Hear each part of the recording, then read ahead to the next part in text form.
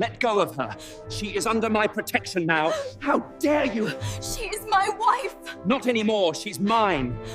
She was barely 17 when her cold, aristocratic husband carried his mistress over their threshold, expecting his young bride to quietly endure the ultimate humiliation.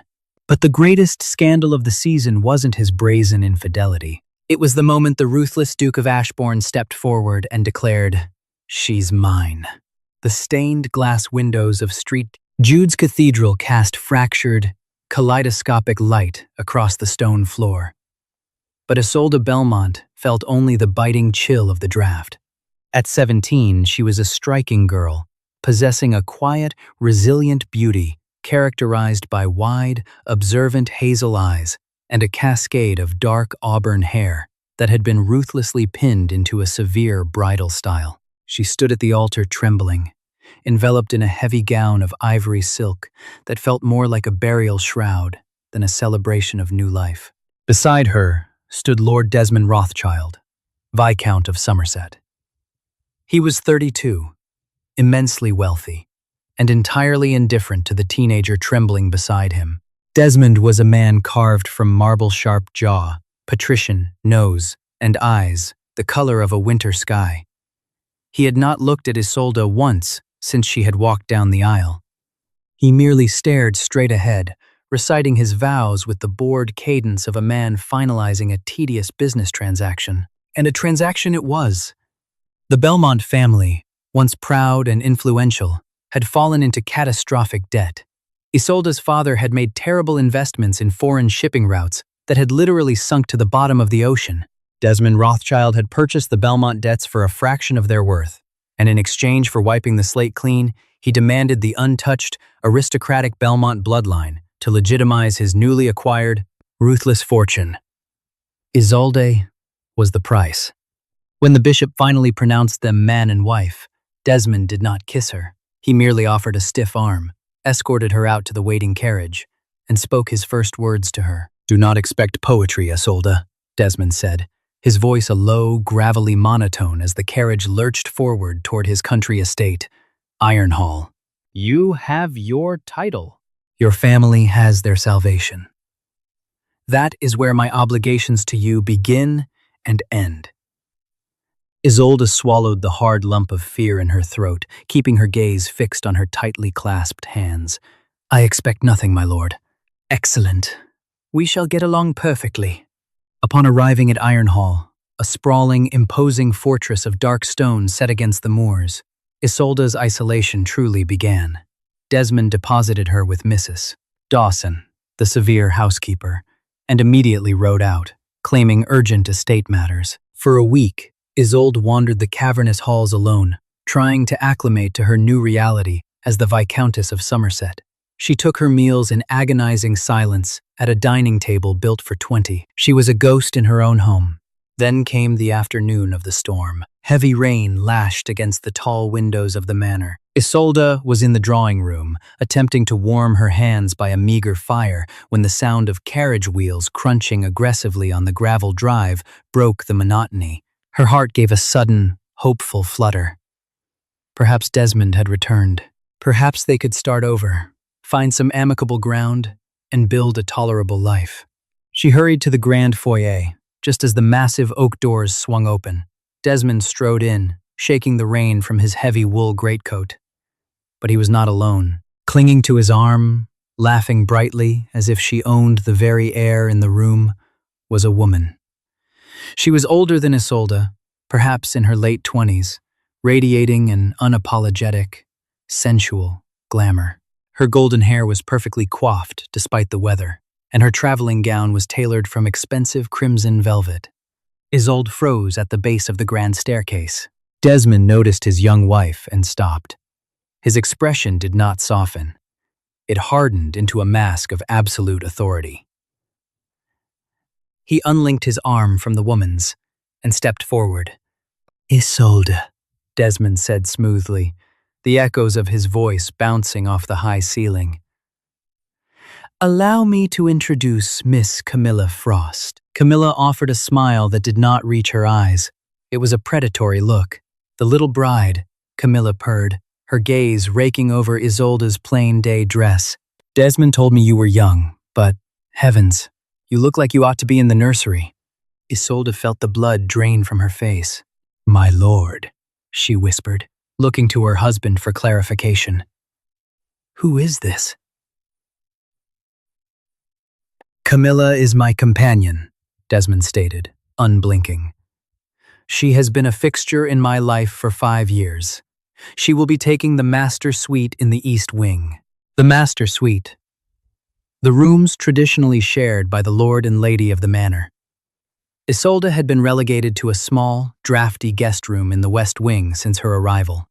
"She is staying here?" Isolde asked, her voice trembling despite her desperate attempt to keep it steady. The servants had gathered in the shadows of the hallways, watching the humiliation of their new mistress unfold in real time. "She is living here," Desmond corrected sharply. He stepped closer to Isolde, looming over her, using his height to intimidate the 17-year-old. "Let us be incredibly clear, Isolde. You are my wife. On paper. You will host when required. You will smile for the ton. And eventually, you will provide me with an heir. But Camilla holds my affection. You will not disrespect her. You will not question her presence. She will have whatever she desires in this house. Do I make myself clear?" Tears pricked Isolde's eyes, burning hot with shame and betrayal. She had braced herself for a loveless marriage, but she had not braced herself to be replaced in her own home before her marriage had even truly begun. She looked at Camilla, who was now instructing the footman on how to handle her mountain of luggage, completely ignoring the weeping teenager. "Yes, my lord," Isolde whispered, bowing her head. "Good," Desmond snapped. He turned his back on her, offering his arm to Camilla once more. "Come, my dear, let me show you your rooms. Mrs. Dawson will bring up the finest tea." Isolde stood alone in the freezing foyer. The heavy doors of Ironhall closed against the storm, trapping her inside a nightmare from which there seemed no escape. 6 months dragged by in an agonizing display of domestic cruelty. Isolde learned quickly that resisting Camilla was a futile endeavor. Camilla controlled the household budget, dictated the menus, and took whatever she pleased. When Isolde received a modest allowance from Desmond to purchase winter fabrics, Camilla intercepted the funds and bought herself a diamond necklace instead. Desmond simply turned a blind eye, treating Isolde as a nuisance whenever she dared to speak. But, as spring arrived, the societal rules of London demanded their presence. The London season was beginning, and Desmond's wealth required him to show his face and his new bride to the aristocratic elite. The most coveted invitation of the year arrived wrapped in black ribbon, bearing the heavy silver wax seal of the Duke of Ashbourne. Samon Lockwood, the Duke of Ashbourne, was a man spoken of in hushed, fearful tones. He was fiercely private, obscenely wealthy, and carried a reputation forged on the battlefields of the continent. He rarely hosted, making this ball the undisputed crown jewel of the season. On the evening of the ball, the townhouse in Mayfair was a battleground. Isolde had spent weeks hand-embroidering a beautiful sapphire blue silk gown for the occasion. It was her one source of pride. But an hour before the carriage was to depart, Camilla strolled into Isolde's room, flanked by 2 maids, and demanded the dress. "Desmond insists I wear it," Camilla lied smoothly, though her smug smile gave her away. "Blue is much more my color, don't you think? You can wear that white muslin thing. It suits your innocence." Isolde fought back the urge to scream. She sought out Desmond in his study, begging him to intervene. Desmond merely sipped his brandy and sighed in annoyance. "Give her the dress, Isolde. I will not have Camilla upset before we leave. Wear whatever you have. No one will be looking at you anyway." And so, Isolde arrived at the grandest ball of the decade, wearing an outdated, unadorned white muslin dress that made her look like a neglected governess rather than a viscountess. The Duke of Ashbourne's estate was breathtaking. Thousands of beeswax candles illuminated the cavernous ballroom, reflecting off gold-leafed ceilings and dripping crystal chandeliers. The crème de la crème of high society was present, dripping in jewels and wrapped in the finest silks. Desmond did not even pretend to play the dutiful husband. The moment they stepped past the receiving line, he abandoned Isolde by a towering marble pillar and swept Camilla onto the dance floor. The whispers began almost immediately. "Look at her," Lady Margaret murmured behind a feathered fan to Lord Percival. "The Belmont girl, wearing rags while the mistress wears her family's dowry." "Despicable," Lord Percival chuckled darkly. "But what can a 17-year-old child do? She is entirely at Rothschild's mercy." Isolde heard every word. Her cheeks burned with a humiliating fire. She pressed herself tighter against the cold marble pillar, desperately wishing the floor would open up and swallow her whole. She closed her eyes, fighting a losing battle against the tears threatening to spill over her lashes. "Are you attempting to merge with the architecture, Lady Somerset, or simply hiding from the vultures?" The voice was a deep, resonant baritone that sent an unexpected shiver down Isolde's spine. She opened her eyes and gasped. Standing before her was Salmon Lockwood, the Duke of Ashbourne himself. He was taller than Desmond, broader, radiating an aura of dangerous, quiet power. He wore immaculate black evening wear, stark and unadorned, except for a single silver star pinned to his lapel. His dark hair was swept back, revealing striking, intelligent gray eyes that were currently locked onto hers with unsettling intensity. "Your Grace," Isolde stammered, immediately dropping into a deep, trembling curtsy. "I apologize. I was just catching my breath." Salmon did not look away. He stepped closer, effectively shielding her from the prying eyes of the room. He glanced out over the dance floor, his gaze landing directly on Desmond and Camilla, who were laughing together in a waltz. "I have commanded men in war, Lady Somerset," Salmon said quietly, his tone laced with a dangerous edge. "I know a strategic retreat when I see one, and I know a man acting like a coward when I see one." Isolde's breath hitched. "Please, Your Grace, you mustn't speak of my husband, so—" "Why?" Salmon asked, looking back down at her.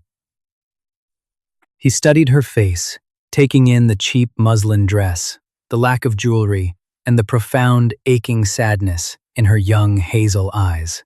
"Because society dictates you must protect the honor of a man who clearly has none? You are 17 years old, thrown to the wolves, and yet you stand here holding your ground in a dress meant for a Sunday picnic. I find that far more compelling than any diamond in this room." Isolde didn't know how to respond to such blatant, shocking candor. Before she could find her voice, the music shifted into a slower, more deliberate waltz. Salmon held out a large, gloved hand. "Dance with me." It was not a request. "Your Grace, I cannot," Isolde whispered, panicking. "People will talk." "They are already talking," Salmon replied, his jaw tightening. "Let us give them something vastly more interesting to say." Without waiting for her permission, he gently but firmly took her hand, pulling her from the shadows and leading her directly into the center of the ballroom. A hush fell over the crowd. The music seemed to falter for a fraction of a second before the orchestra caught up with the sudden shift in the room's energy. The notoriously reclusive Duke of Ashbourne, who had rejected dances from the daughters of earls and marquesses all evening, was dancing with the humiliated, plainly dressed teenage bride of Viscount Somerset. As Salmon pulled her into his arms, his hand resting warmly on her waist, Isolde felt a strange, terrifying sense of safety. He moved with predatory grace, guiding her effortlessly. Across the room, Desmond finally noticed. He stopped dead in the middle of the floor, dropping Camilla's hands, his face flushing dark with sudden, violent fury. He recognized the profound insult. The Duke was making a public statement. As the music ended, Desmond stalked across the floor, his eyes blazing. He bypassed the social pleasantries entirely. "Ashbourne," Desmond spat, grabbing Isolde's arm roughly and yanking her away from the Duke. Isolde winced in pain. "My wife is tired. We are leaving." Salmon Lockwood did not move. He looked down at Desmond's hand, gripping Isolde's wrist, and the temperature in the room seemed to plummet to freezing. "Take your hand off her, Rothschild," Salmon commanded, his voice lethal and low. Desmond scoffed, tightening his grip, fueled by public embarrassment. She is my wife. She belongs to me. I will do as I please. In a blur of motion, Salmon stepped forward. His large hand clamped down over Desmond's wrist with bone-crushing force. Desmond gasped, his fingers involuntarily flying open, releasing Isolde. Samon smoothly pulled the trembling 17-year-old behind his broad back, shielding her completely from her husband. The entire ballroom was dead silent. Hundreds of eyes watched in breathless shock. Desmond cradled his wrist, his face pale with shock and rage. "You overstep, Your Grace! By what right do you interfere in my marriage?" "She is mine." Salmon Lockwood stared down at the Viscount, his grey eyes burning with a promise of absolute destruction. The Duke's voice rang out, clear and steady, echoing against the vaulted ceilings for every member of the aristocratic elite to hear. "Not anymore," the Duke declared. "She's mine." The silence in the Duke of Ashbourne's ballroom was absolute, heavy, with the collective suspended breath of London's most powerful aristocrats. Lord Frederick dropped his crystal champagne flute. The shattering glass echoed like a gunshot, yet no one dared look away from the tableau unfolding in the center of the room.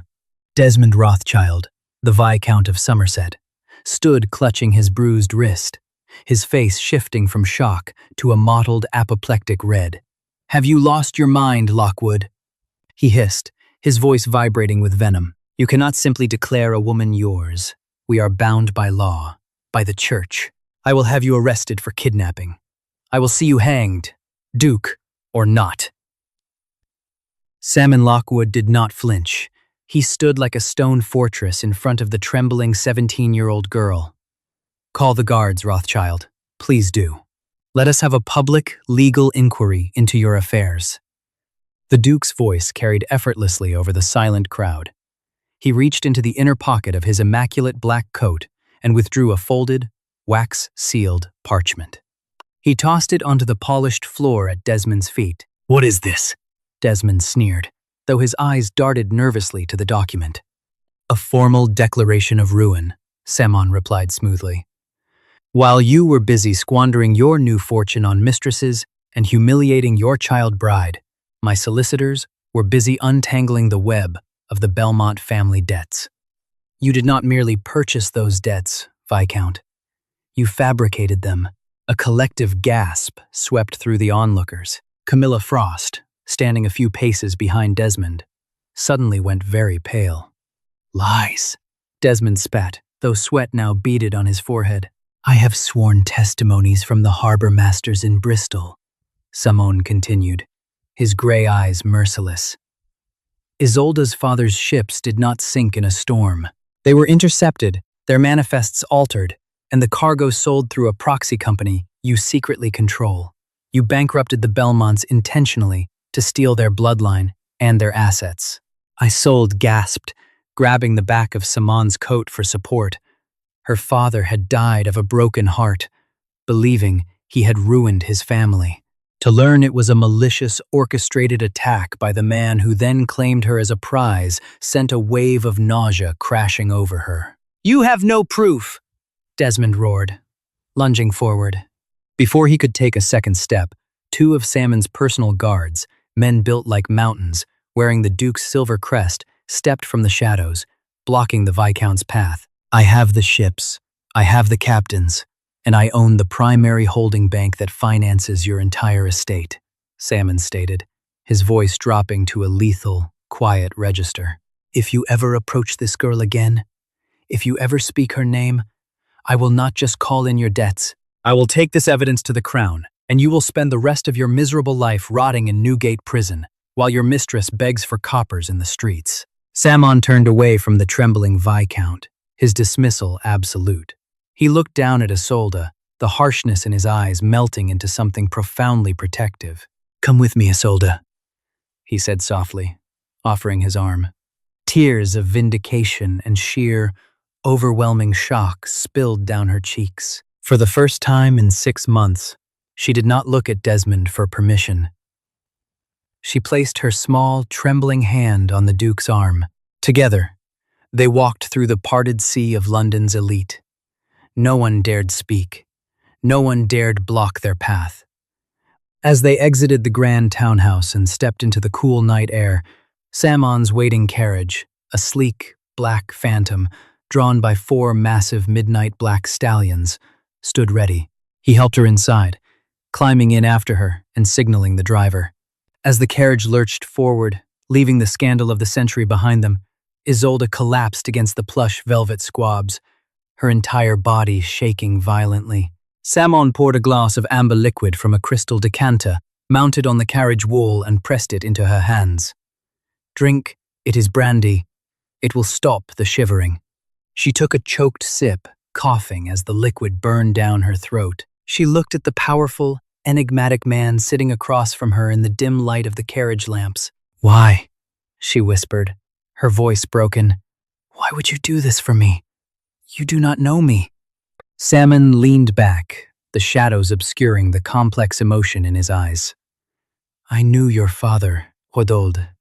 He saved my life on the continent, long before he became a shipping merchant. I made him a promise that, if he ever needed me, I would answer. I returned from abroad to find him dead, his fortune stolen, and his only daughter sold to a monster." Isolde stared at him, the pieces falling into place. "You orchestrated all of this? The ball? The confrontation?" "I needed him to bring you to me," Samon admitted, his jaw tightening. "I needed to break him in public, to ensure society knew he was finished, so they would never dare blame you for leaving. You are safe now, little bird. The war is over." But as the carriage sped toward the Duke's fortress-like estate, Isolde couldn't shake the terrifying feeling that the war had only just begun. Wolf's Gate was not merely a manor. It was an impenetrable citadel of dark stone and ancient secrets, perched on a cliff, overlooking a tempestuous gray sea. When Isolde awoke the next morning, she did not find herself in a freezing, drafty guest room. She was enveloped in an ocean of down pillows, beneath a canopy of heavy, forest green velvet. A fire roared merrily in the hearth, chasing away the damp chill of the coastal morning. A gentle knock sounded, and a kindly, older woman with a ring of keys at her belt entered. "Good morning, my lady. I am Mrs. Gable, the Duke's housekeeper. His Grace requested you be allowed to sleep as long as you required." For the next week, Isolde lived in a state of surreal disbelief. She was treated not as an unwanted burden, but as the revered lady of the house. Beautiful, tailored gowns in rich emeralds, deep sapphires, and warm golds appeared in her wardrobe. The servants bowed their heads respectfully. Most surprisingly, Samon did not smother her. He gave her space to heal, to breathe, to simply exist without fear. They met only for dinner in the grand dining hall. Unlike the agonizing silence of Ironhall, dinners at Wolf's Gate were filled with conversation. Samon asked her about her thoughts, her interests, and the books she had read in his massive library. He treated her like an intellectual equal, listening to her with an intense, unwavering focus that made her cheeks flush. Slowly, the terrified, beaten-down 17-year-old began to fade, replaced by a young woman discovering her own voice. She learned that behind the Duke's fearsome reputation was a man fiercely loyal to his people, a man who carried the heavy burdens of his past with stoic grace. However, back in London, the wounded beasts were cornered and desperate. Desmond Rothschild's world was crumbling. The Duke had kept his word.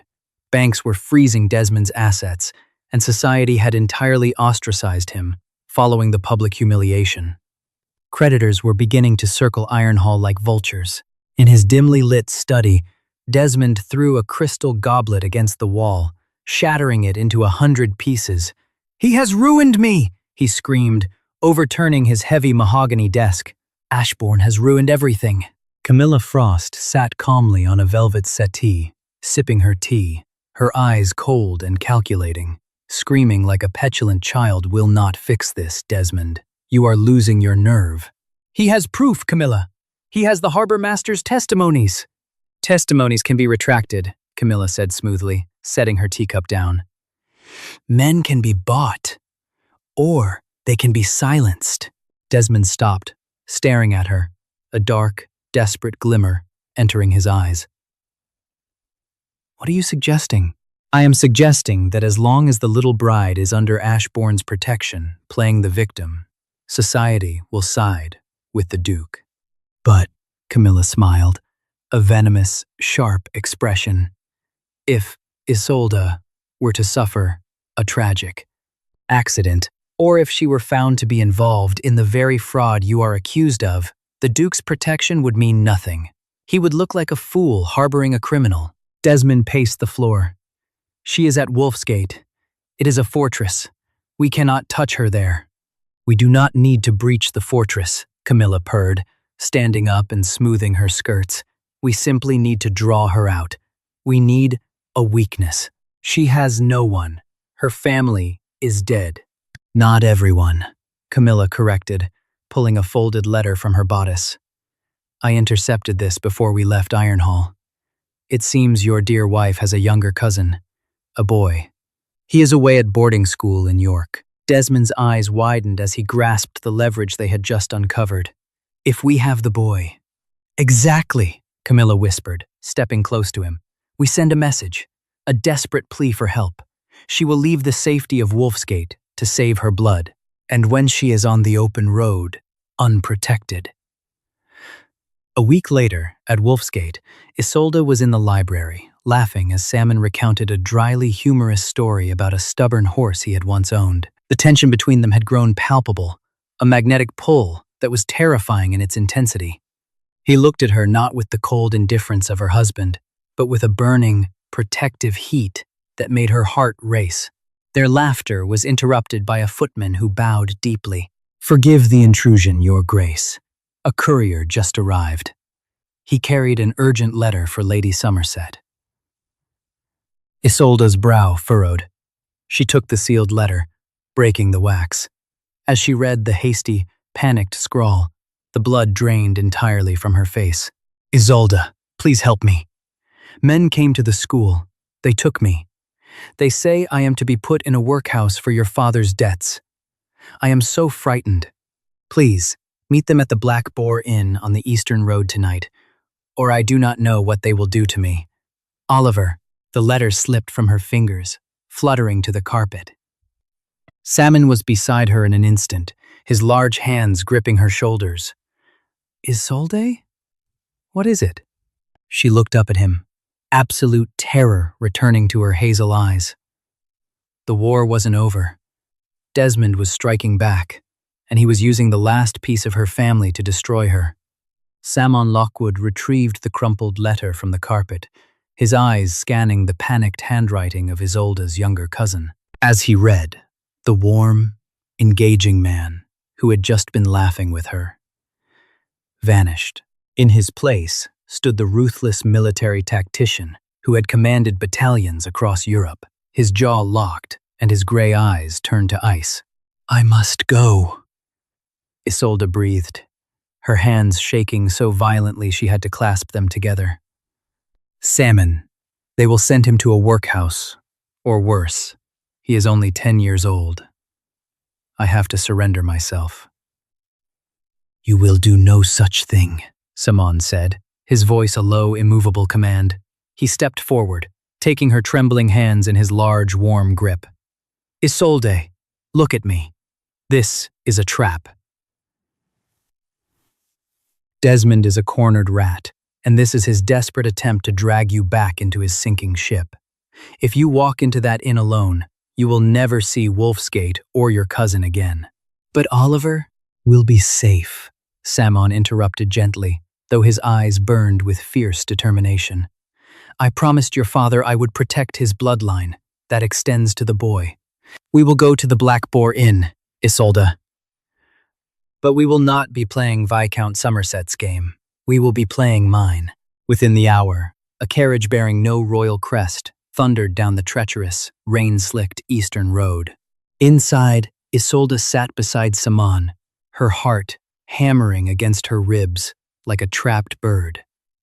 Outside, hidden by the encroaching darkness and the torrential downpour, 24 of the Duke's most elite guards rode in perfect, lethal silence, commanded by Captain Bennett. The Black Boar Inn was a dilapidated structure sagging against the edge of a desolate moor. Its windows glowed with a sickly yellow light, and the stench of cheap ale and wet rot hung heavy in the air. "You must walk in first," Salmon instructed, his tone laced with regret. He touched her cheek, his thumb brushing a stray tear from her skin. "Draw them out into the main tap room. Keep them talking. I will be exactly 1 step behind you." Isolde nodded, drawing a deep breath to steady her fraying nerves. She pushed open the heavy wooden door of the inn. The tap room was entirely empty of patrons. The innkeeper was nowhere to be seen. In the center of the room, seated at a scarred wooden table, was Camilla Frost. She wore a heavy, traveling cloak, her golden hair reflecting the dim firelight. Beside her stood Desmond, looking hollowed out, frantic, and dangerous. And tied to a chair in the corner, a gag securely fastened over his mouth, was little Oliver. The boy's eyes widened with sheer terror as he saw Isolde. "Oliver!" Isolde cried, taking a step forward. Desmond immediately drew a heavy flintlock pistol from his coat, pointing it directly at the child. "Ah, the devoted cousin arrives," Desmond sneered, his voice cracking with manic energy. "Stop right there, Isolde. Not another step." Isolde froze, her blood running cold. She forced herself to stand tall, channeling the quiet strength she had learned within the walls of Wolfsgate. "I am here, Desmond. Let the boy go. This is between us." "Between us?" Desmond laughed, a harsh, grating sound. "You ruined me, you little witch. You and your duke. My accounts are frozen. My creditors are threatening to seize Ironhall. Society treats me as if I carry the plague." "You ruined yourself," Isolde replied smoothly, surprised by the steadiness of her own voice. "You stole my family's fortune and thought you could bury the evidence." Camilla stood up, pulling a folded legal document and a vial of ink from her cloak. "Enough posturing," the mistress snapped. She looked at Isolde with pure venom.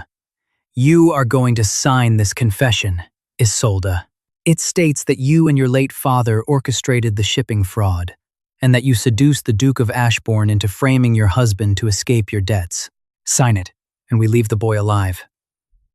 "And if I refuse?" Isolde asked. Desmond cocked the pistol. The click echoed like a cannon shot in the quiet room. "Then the boy dies, and we tell the magistrate you perished in a tragic carriage accident on the moors." "A flawed plan, Viscount."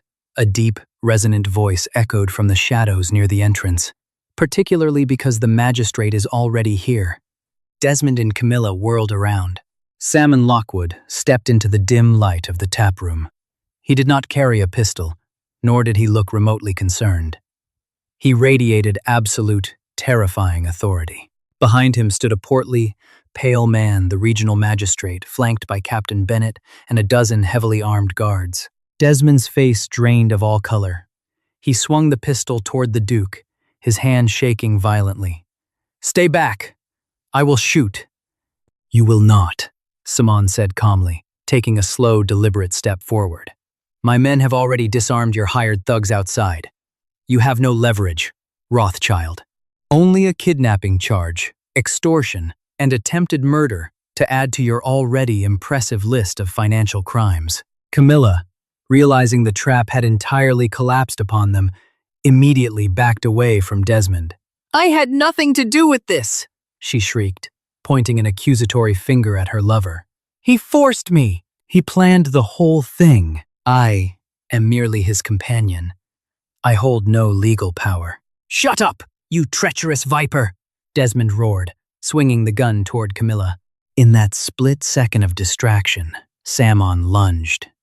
He crossed the room with the speed of a striking predator, violently twisting the pistol from Desmond's grip and driving his fist into the Viscount's jaw. Desmond crumpled to the floor, instantly unconscious. Isolde rushed past the chaos, falling to her knees beside Oliver. She tore the gag from his mouth and rapidly untied the heavy ropes, binding his wrists, pulling the sobbing child into a fierce embrace. "I have you," she whispered, crying into his hair. "You are safe. I have you." Salmon stood over Desmond's prone form as Captain Bennett hauled the unconscious Viscount to his feet, slapping iron cuffs around his wrists. The magistrate stepped forward, shaking his head. "Take them both away. The Crown will see them hanged or sent to the penal colonies for this." As the guards dragged a screaming, pleading Camilla and a broken Desmond out into the storm, the suffocating darkness of the Black Boar Inn finally lifted. Samon knelt beside Isolde and Oliver. His gray eyes, so terrifying moments before, softened into deep pools of warmth. He gently placed a hand on Oliver's shoulder. "You are a brave young man, Oliver. Tomorrow we will get you fitted for a proper school uniform. You will lack for nothing, I promise you." Isolde looked at Samon, her heart overflowing with an emotion so profound it stole her breath. A month later, the scandal that had rocked London finally settled into history. Viscount Somerset was stripped of his titles and exiled to an overseas penal colony for his crimes against the Crown and his financial fraud. Camilla Frost, stripped of her stolen finery, was sentenced to a debtor's workhouse. Because the marriage had never been consummated, and due to the undeniable proof of Desmond's fraudulent coercion, the Archbishop granted an immediate annulment. Isolde was no longer Viscountess Somerset. She was simply Isolde Belmont, once more free, vindicated, and healing. She stood on the grand balcony of Wolfsgate, watching the sun break through the clouds over the turbulent sea. A warm, heavy cloak was draped over her shoulders. Samon stepped out onto the balcony, wrapping his arms around her from behind and pulling her back against his broad chest. He pressed a gentle kiss to the crown of her head. "A penny for your thoughts," he murmured, his deep voice vibrating against her back. "I was just thinking," Isolde smiled, leaning into his strength, "that my father would have liked you very much." Samon turned her in his arms, looking down at her with a raw, unprotected vulnerability that he reserved only for her. "I do not care about the title, Isolde. I do not care about the grand estates or the society that watches us. I only care about you. Will you do me the profound honor of becoming my wife? Not a prisoner, not a transaction, but my equal, my Duchess. My Duchess." Isolde reached up, tracing the strong line of his jaw. The 17-year-old girl, who had trembled at the altar of St. Jude's Cathedral, was gone. In her place stood a resilient, deeply loved woman. "Yes," Isolde whispered, tears of pure joy shining in her hazel eyes. "I am yours." Samon smiled, pulling her into a breathtaking, passionate kiss that promised a lifetime of safety, respect, and unbroken vows. Will Isolde and the Duke finally find their happily ever after? Or will the ghosts of high society continue to haunt their new life together? If you are captivated by this tale of betrayal, high society drama, and forbidden romance, hit that like button, subscribe to the channel, and share this video. Ring the bell so you won't miss out on our next historical romance drama. Hi, my name is Primal Bond Living, the owner and manager of Primal Bond Living. After watching the video, Married at 17 to a cold noble who brought his mistress home, then the Duke said, "She's mine," I'd really like to know what you think. How did this story make you feel? What stayed with me most was the emotional conflict between rejection and finally being seen. Being married so young to someone emotionally distant already carries a sense of loneliness, and bringing another woman into the home only deepened that feeling. That's why the moment the Duke finally claimed her felt so powerful emotionally. It wasn't just about romance. It was about recognition, regret, and realizing someone's worth too late. Do you think the Duke truly changed because he finally understood her value, or because he feared losing her emotionally? And how long do you think someone can endure feeling unwanted before they stop believing in love altogether? I think stories like this remind us how important it is to value people while they're still standing beside us, instead of waiting until distance or pain changes everything. If this story stayed with you emotionally, I'd really love to hear your thoughts in the comments. And if you enjoy historical romance stories filled with emotional tension, redemption, and slow-burning connection, feel free to like and subscribe only if you'd like to see more.